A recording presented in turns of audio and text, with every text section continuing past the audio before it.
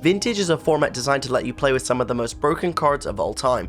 You will consistently see people kill on turn 1 or turn 2, and almost every deck plays Black Lotus and degenerate blue cards like Ancestral Recall. Well, what if I told you Coveted Jewel, a 6-mana artifact from Commander, is up there as one of the top cards in the format right now?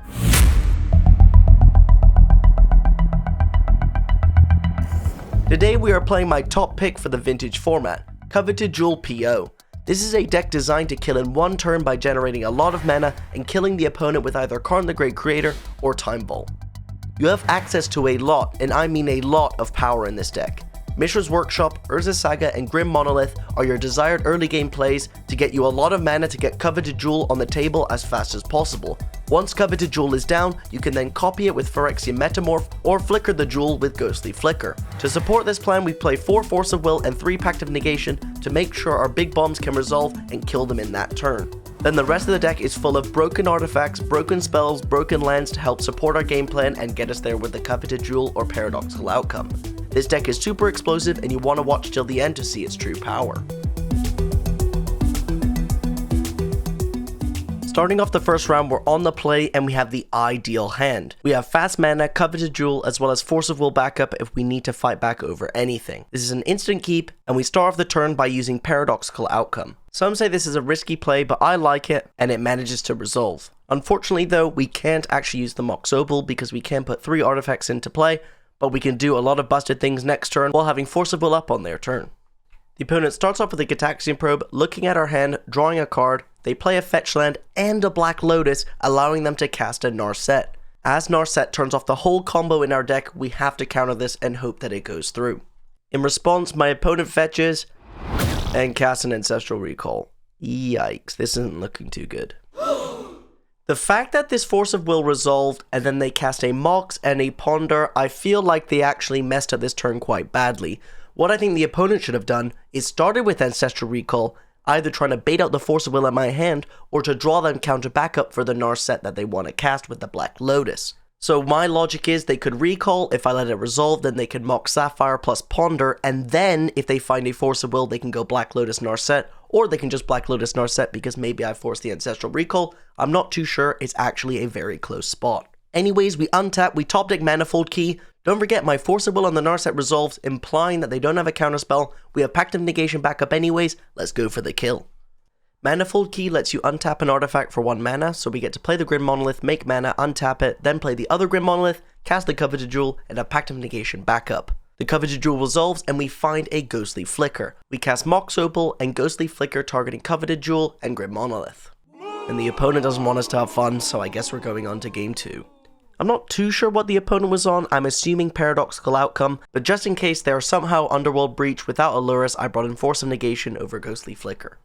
Going into game 2, this hand is actually the nuts. We've got Mox's, Soul Ring, Manifold Key, as well as Seagate Restoration if we do need to make our land drop, as well as Pact of Negation to help get through a threat that will win the game in that turn. Unlike game 1, this game the opponent just has a land and passes back, which is perfect for us because now we can slam all these artifacts. With so much mana, I decided to play Manifold Key, untap the Soul Ring, play the untapped Seagate Restoration, and cast the Karn. Now, I actually make a huge mistake here. At this point of the game, I thought Pact of Negation wasn't useful because in my head, Pact of Negation says you lose on the next turn, because typically you don't have the mana to pay for it. So if you count all my mana sources, I actually have enough to pay, so I should have fought back on the Force of Will, a big oversight that I didn't notice, but we can use it if we draw another threat. The opponent just plays a land, passes back the turn, and we rip Tinker off the top of the deck. Now this is actually lethal for those who don't know about the format. Time Vault is a very awkwardly worded card, but just hear me out. It enters the battlefield tapped, it essentially doesn't untap, and you can tap it to take an extra turn. Why is this card 2 mana? I have no clue, but Manifold Key, 1 mana, and you can pay 1 mana to untap target artifact. So it's quite simple. If you have 1 mana, Manifold Key, and Time Vault in play, you untap the Time Vault, take an extra turn. On the next turn, you untap Time Vault, take an extra turn. That's an infinite turn combo for only a low cost of 4 mana. Back to the game, we do have Tinker with Pact of Negation backup as we have Manifold Key to help pay for it, but fortunately the Tinker just resolves, we get the Time Vault, and the opponent scoops up the game. Going into the next round, we're on the draw, we keep a nice hand with 2 Urza's Sagas as well as Tinker, but don't forget this is somewhat weak because we don't have Force of Will. The opponent starts off the game with Urza's Saga, Mox Pearl, and a Time Vault. This is really bad for us because don't forget Urza Saga can fetch Manifold Key without putting a spell on the stack.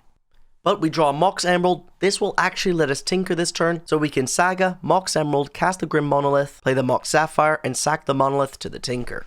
Luckily, the opponent doesn't have everything, it resolves, and I have the choice between fetching a Time Vault and a Coveted Jewel. I decide that getting Coveted Jewel is more sensible, and we manage to find a Black Lotus. Now while it may seem that we whiffed, we can actually cast a Seagate Restoration as a very expensive Ancestral Recall. We find 2 good bombs. Moonsilver Key will find us another Coveted Jewel, and Time Walk will give us another turn. Time Walk resolves, we take our turn, we top deck a land. That's annoying but not too bad as we're going to cast another Coveted Jewel. Yeah, that's not too good for us. While we can make a construct, we are still going to die to infinite turns to the Manifold Key from there as a Saga in 2 turns. So we actually have 1 draw step for this game to win, and I think you can all see how that went. Quite a frustrating loss because don't forget in Vintage you play so few lands, and in this deck we play so few lands. Sucks, but it happens sometimes. This is Magic the Gathering. Honestly, I'm not too sure what the opponent is on because all they did was play stock Vintage cards, but I'm going to presume again that it's most likely Paradoxical Outcome because they didn't have Lurrus and they played a load of artifacts. Hey, what would you know? On the play, we have a very good hand. We can turn 1 Trinisphere and force a counterspell out of the opponent's hand. They do have the Force, so we just let them untap. They just have a Ponder and a Mox, and they ship the turn back. We top deck a Seagate Restoration, so I think it's sensible to go for Paradoxical Outcome here because they've already used 1 Force. The Paradoxical Outcome resolves, we find some more mana, but this Mox Opal gives us black mana to cast Demonic Tutor, so I Demonic Tutor for Time Vault, as don't forget we can get Manifold Key from the Urza Saga next turn, essentially putting lethal on the board. We pass back the turn, the opponent just plays a land and a Tinker, that can get so many different types of artifacts, so I'm going to Pact of Negation it because we actually have enough mana to not only pay for Pact of Negation, but have 1 mana left for the Manifold Key so that we can take infinite turns. The opponent scoops it up and we go on to game 3. We have to start game 3 by mulling a no land hand, and we keep a very nice 6 with Urza Saga, Coveted Jewel, Trinisphere, and Paradoxical Outcome. What's good about this hand is we can turn 1 Trinisphere with the Mishra's Workshop and then set up for a Coveted Jewel on a turn soon after that.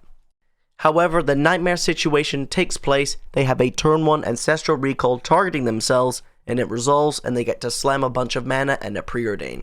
Well, now it's our turn to do something against this. We top deck a Mox Emerald. We can not cast the Trinisphere and not do anything, but because I'm scared of something like Paradoxical Outcome, I think it's a sensible play to play the Trinisphere because if they have Paradoxical Outcome, then it's difficult to recast all of their artifacts, so I do play the Trinisphere and say go. The opponent plays an Urza Saga, plays a Time Walk, then on the extra turn plays a Fetch Land and a Mox. Not looking good for us. We top deck a Pithing Needle, we cast it, and the opponent decides to hard cast Force of Negation, which is an interesting play, but it is what it is. And on their turn, they get a Black Lotus from the Urza Saga, and they make the very common play of hardcasting Gristlebrand in Vintage. This is almost a guaranteed loss, being able to draw a ton of life with Gristlebrand. You can see what happens, and I'll let the kill play out on screen because I know a lot of you are interested in how they win the game. Essentially, they use Hurkyl's Recall to bounce the Trinisphere to my hand, cast a load of Paradoxical Outcomes, found Manifold Key, found Time Vault, and took infinite turns to attack me with Gristlebrand. In the final round of this video, we actually managed to win with Urza's Constructs in game 1, just because we had Force of Will backup and had a lot of artifacts in play. As they were a green deck, they had Force of Vigors in game 2, but in game 3, we managed a Paradoxical Outcome and they just conceded because I was getting too much card advantage. We did manage to finish this league 4-1, but I just didn't have enough time to edit the video because I'm going to Bulgaria in a few days for the Legacy European Tour RC, and I want to get a couple more videos done for you guys so you have content while I'm gone. So if you did enjoy this video, don't forget to like and subscribe and check out this video because YouTube thinks you'll like it.